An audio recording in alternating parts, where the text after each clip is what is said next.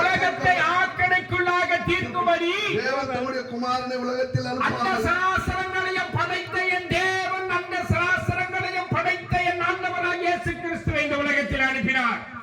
அனுப்பாமல் அவராலே உலகம் ரட்சிக்கப்படுவதற்காகவே அவரை அனுப்பினார்.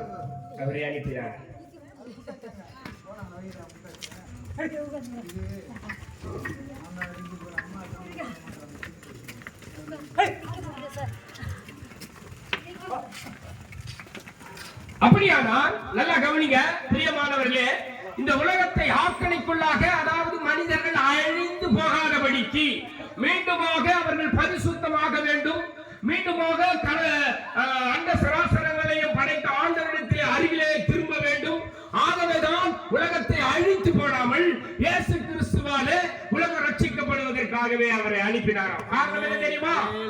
அவர்தான் ரத்தத்தை சிந்தினார், அவர்தான் மரித்தார், அவர்தான் அடக்கம் பண்ணப்பட்டார், அவர்தான் மூன்றாம் நாள் உயிரோடு இருந்தார்.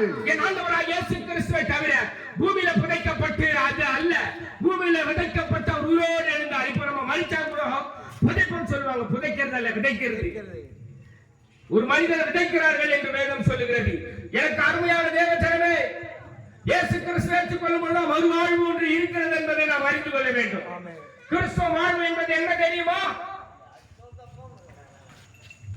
மரித்த பேர் தான் மனிதனுடைய வாழ்க்கையை ஆரம்பமாகிறது. எனக்கு அருமையான தேவ ஜனமே, பிரியமானவர்களே, இதோ வந்தோம், கண்டதை காட்சி, கொண்டதை கோணம், வெண்டதை திண்டி, விதி வந்தா சாவலான்னு சொல்லிட்டு மனிதன் வாழ்ந்து கொண்டிருக்கிறார்கள். அப்படி அல்ல வாழ்க்கை.